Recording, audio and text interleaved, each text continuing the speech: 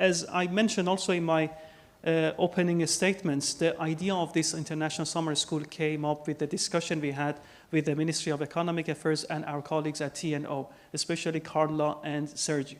And this was based on the working groups that we had in the International Energy Agency, Task Force 42, which is a task on a technology corporate program for underground hydrogen storage.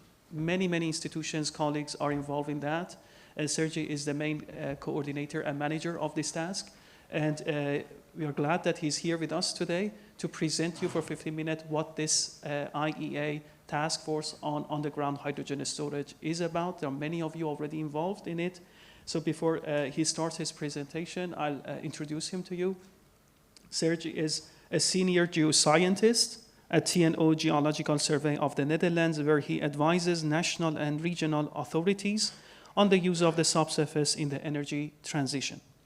As chairman of the Geoenergy Expert Group at EuroGeoSurveys and the UNFC Injection Projects Working Group at UNECE, he is responsible for setting up international research collaboration on sustainable geoenergy, including geothermal energy, CCS, and energy storage, including hydrogen underground storage. Under the umbrella of the IEA Technology Collaboration Program, he currently is the main coordinator and global R&D task on underground hydrogen storage. So Serge, thanks a lot for being here. Do you like the, this would work for you? I think okay. It will work, yeah. Okay. And normally my voice is quite loud, so... For the online people, that would be crucial too. Yeah. Thank you for the introduction, Hadi, and also thank you for setting up this great workshop. I'm really happy that we have this here today, and tomorrow and after tomorrow, this summer school.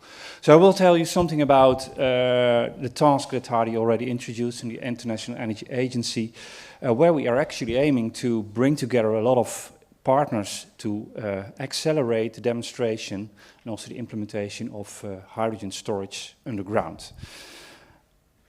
First of all, very briefly something about this technology collaboration platform by IEA. It's already established in 1977 and it covers 33 members, 24 national representatives, among others the Ministry of Economic Affairs and the Dutch Enterprise Agency are a representation of this task. Of this group, and also there are a lot of other countries involved. From 1977, already 40 tasks have been carried out on different aspects of hydrogen, and currently 3 tasks are implemented, also on underground hydrogen storage. Total, this community covers more than 250 experts. And as you can see here, the vision, mission, and strategy is to accelerate, to facilitate, and coordinate the innovative R&D activities throughout international cooperation and information exchange. And if you can look above, there's activities aimed at the awareness of hydrogen and also acceptance and outreach. And then there is also, if you look below, looking at the analysis of the position of hydrogen, technical, market, and policy-related elements of implementing hydrogen. And then, of course, and the main part is the collaboration in RD&D. And you can see here a picture of the hydrogen value chain, and all the purple marks. You can see that on the website. By the way, if you visit the website, you can click these purple marks, and you can already access the task reports that have been established over time. And of course, we are now having the task on underground hydrogen storage. So where does this technology go? Where are we now? Well, actually, Timo already said there is at present no business case for this. There's really, we're only at the starting point, and we are only starting to upscale hydrogen as an energy carrier in the energy system. You can see Among others, this figure from Clean Hydrogen Joint Undertaking that was published in 2019 with a projection for hydrogen as an energy carrier in the energy system. And like this report, but also others, there is a projection that approximately 6 to 7 times the amount of the current consumption level is going to be established in 2050. There are, of course, different models, business as usual, which is more conservative. But yeah, if you look at all the projects that are currently ongoing, I think we can easily say that we're at on the ambitious track at the moment. What is also good to see in this figure is that we are currently mostly using hydrogen as feedstock. But the growth that's going to be seen is really going to be established in new sectors with new consumption patterns and also new production patterns. So that means that we see a quite new level of need for flexibility and balancing. And that is why the storage component comes in as well. And there are at present no very precise projections of how much storage capacity we would need. But we can look, for example, at natural gas, which is currently the biggest storage for energy in the world. You can see that in Europe, approximately 30% of all the annual consumption of natural gas is coming from storage underground, and globally this is about 10 to 15%. And these are quite big numbers, 145 billion cubic meters in Europe alone, and you can see on the figure there where that natural gas is stored. It's mostly in gas fields, which is let's say the bigger volume, the bigger technical working volume, and also there are salt caverns, which are represented by the triangles, and please mind that each triangle is a cluster of caverns, of course. And you can see that we can reach seasonal durations of withdrawal from those stores. If we take the projections that are there for 2030 or 2050 within Europe or also globally, and we project those 20 to 30% levels for annual consumption, then we can see that we get quite significant amounts of storage, maybe even higher as what we have now for natural gas. In Europe, it could go up to 180 BCM if we follow this level. And why could we say this is the same? Well, I think that hydrogen is going to be a kind of replacement for natural gas. We need strategic storage, and we see today, even now, why we need that. We need the flexibility. We need to make sure that the energy, also the electricity system is keeping online, but we also need the grid services and maybe even the trading. So a brief picture of the types of storages that we look at in our task. There are currently pilot projects being prepared for storage in lined rock caverns. One of them is in Sweden, the hybrid project. But there's also, let's say, mainly a focus on salt caverns, which is the most advanced, technically advanced option and already proven option, and in porous media, salt, gas fields and aquifers. And they're substantially higher, larger than, of course, the above ground storage options. Now, where are we in terms of the TRL, the technical readiness level? I try to put that together in this figure. First of all, salt caverns are quite advanced. Already, they are proven for, let's say, pure hydrogen storage in feedstock, but these are really static stores. So there's a very low cyclicity. Sometimes there's a long standstill in storage, and only periodically some hydrogen is being produced. But if we go towards hydrogen storage in the future, then we will integrate it in the energy system. We will face fast cyclic storage. So that could be over days, weeks, and that is quite a different animal, and we need to prove that this is being done safely. And Claudio already showed the HIPSA project, which is already testing this, and some other pilots are doing the same. For gas fields and aquifers, the story is a little bit different. We do have some experience with town gas, but we know from several projects there is an extensive conversion from the hydrogen to methane with the reaction with CO2. There are pilots currently which are testing with 10 to 20% of hydrogen in the natural gas blend. One of these projects is in Austria, and I believe this will also be explained by one of the speakers today. And then, of course, the big challenge is to store pure hydrogen seasonal.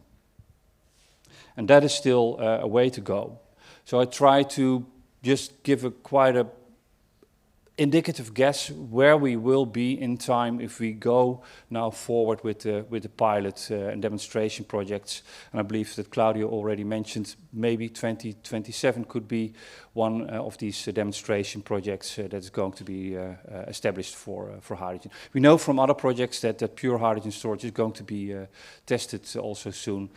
So these figures are based on, let's say, the projects that we see now. So what are the challenges for salt caverns? Of course, as a proven option, we need to prove the cyclicity, the fast cyclicity of storage. We need to test the feasibility of the materials that we're using, the well materials, but also the integrity of the cement so that there's no leakage. There is also some discussion about contamination and conversion of hydrogen in salt caverns. There are projects that have also already shown that microbial communities are present in these caverns. But also very big challenges are, if we are going to create many caverns, this will be a societal issue. We will have subsidence. We need to do this responsibly also after the operational timeline. And there's also a post-operational timeline that needs to be taken care of. As I said, for gas fields, there's very much a debate about also the geochemical and microbial conversion potentially in these fields. There's a lot of research ongoing there and also pilots that are investigating that. And then we have also the same issues with the well materials, the flow performance, the integrity of the seal, and also the cushion gas. That is a big challenge. We will hear, I think, a lot about that in the coming 3 days. So I'm not going to go in that detail.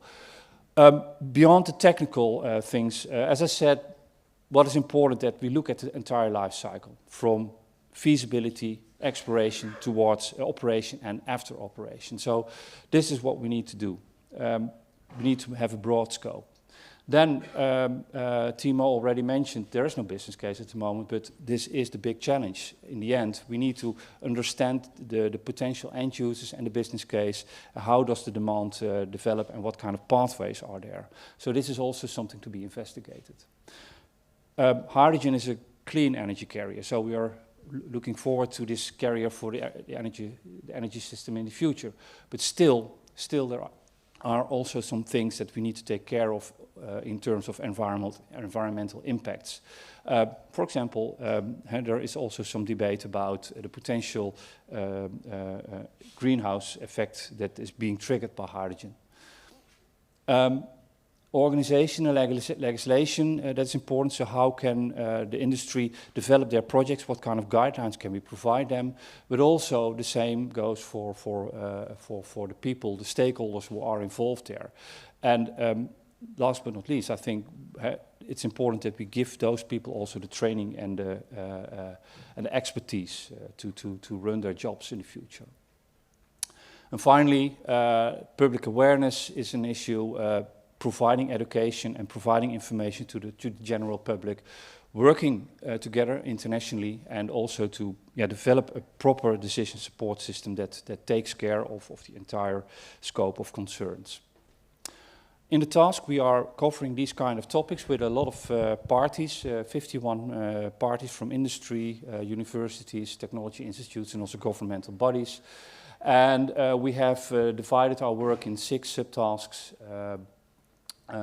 3 of them are really focused on the subsurface technology, so really the parts on hydrogen conversion, integrity, and storage performance, but also 3 subtasks which are looking beyond the subsurface, looking at the facilities and the materials and the wells that are being used, the economics and the system integration, and finally things are coming together in planning, regulation, safety and society.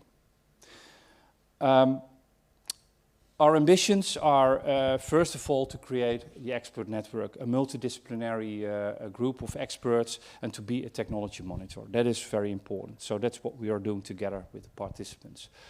We have to integrate the knowledge from different projects that are currently ongoing to make the synergy happen, and to also make sure that we can translate experimental work that's currently taking place, to translate it to really the field scale. That is the big challenge that we have, and that's not an easy one.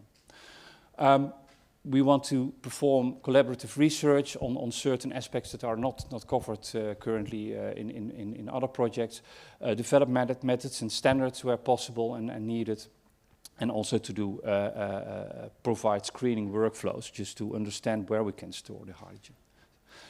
Education and knowledge events are important, so things like this summer school, but also other webinars are something that we take care of.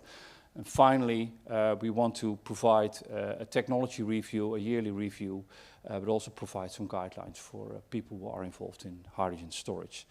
And this is where I would like to end, and I would like to also say to you, enjoy this summer school, because I think it's fantastic, and yeah, I hope you really enjoy it.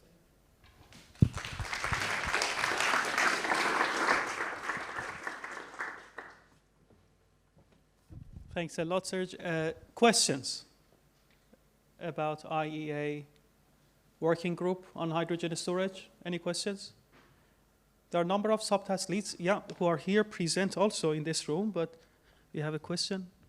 Please say your name as well, so for the online. Thank you. My name is Simon Stovring. I do have a question regarding the cyclic storage of hydrogen. Where do you draw the line between permanent storage or long-time storage and cyclic? You have the second one under the... Yeah. Just It works? Yeah, yes, it works. It Great. Yeah, so I think what we will see is that we have really the annual storage, so the seasonal storage, that is still for me the cyclic storage. And from experience that we have done in the Netherlands, looking at the energy system of the future, we can see that we go from a 3 to 4 full cycle equivalents per year for natural gas that we have now, up to 6 to 17 cycles per year. That could be potentially the case. So I think for the seasonal part and for the weekly part, this is really the fast cyclic part. Then I think we have to discuss this, of course, with all the responsible governments and TSOs, etc. How much need will there be for a strategic storage? And of course, that will be a more static version of hydrogen storage, stand still for maybe a year, 2 years, and then we can use it if it is needed. And that will, I think, really depend also on what will be the level of import that we will require. I just showed you the figure of potential growth of hydrogen consumption, but where do we generate the hydrogen? Can we generate it all domestically, for example, in our North Sea in the Netherlands, or do we have to import a lot? And then you can see also in gas storage that some of these stores are really storing the hydrocarbons for a long time and only to be used for critical moments. So that would be, for me, a line to draw with the cyclic part and the non-cyclic part. I think there will be stores like you have now in the United States and United Kingdom, where you have really a dedicated storage for an industry, for example, for feedstock that they just use for themselves. That could also be a more static storage. I hope that answers the question. It does, but if we consider that we produce hydrogen from renewable sources, we will have a high fluctuation of hydrogen production.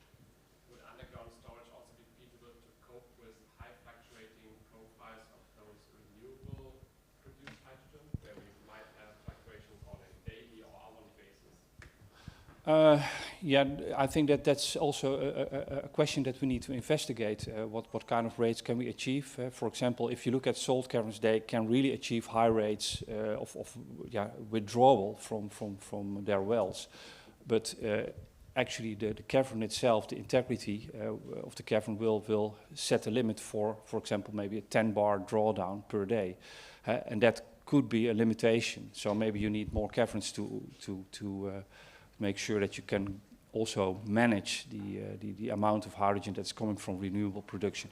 On the other hand, of course, we have industry. There's a large capacity and potential in the industry to already take up a lot of that cyclicity in their processes. So it makes sense to really look at the entire energy system if you look at the hydrogen storage itself and not just as an individual component there.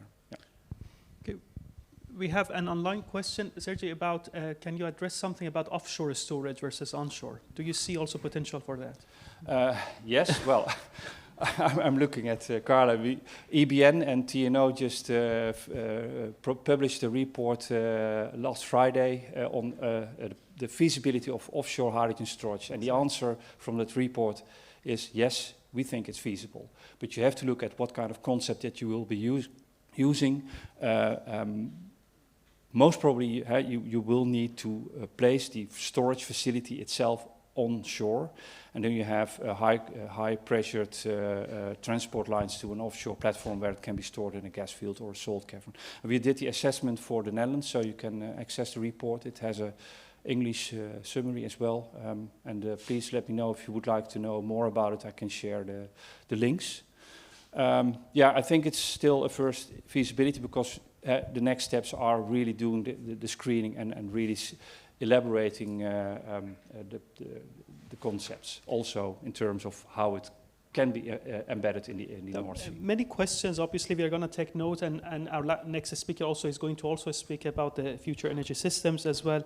But one last question before the break. Some of the audience are asking about, countries differ and continents as well. There are places where we can produce hydrogen much cheaper than, let's say, in Europe. And then we need to also develop a storage in those places as well. Do you see that to be also starting off to look into, let's say, Africa, Middle East, and other places to develop also storage for hydrogen? Yeah. So what we have in the task is we have besides Europe, we have Australia and United States as well in our group. And yeah, Australia is one of those countries that is expected to become a big producer of hydrogen. But they're also looking at storage capacities, maybe also to manage the export. And yeah, United States is again a very different system. So we are looking at how these different continents are going to compare to each other. Europe versus Australia versus United States, and also what could be the connection between them. Yeah. I said that was the most burning question. I have one other burning one, and then the break. Suzanne is asking, do you think the storage is the most technical challenge or infrastructure that comes with it? Good question. Questions for thought I for think other we're lecturers. going to hear a lot about exactly. that in this week. Yeah, I think for gas fields, the technology itself, the technology and the transport from natural gas, we're not reinventing the technology itself, but we need to understand. We do have a lot of knowledge from natural gas storage, and that concept is not going to change very much. Absolutely. But we need to know what are the materials capable and how does hydrogen behave compared to natural gas. That is actually a big challenge. And stay through the program and see all the aspects of it. Thanks a lot, Serge. Yeah. Once more.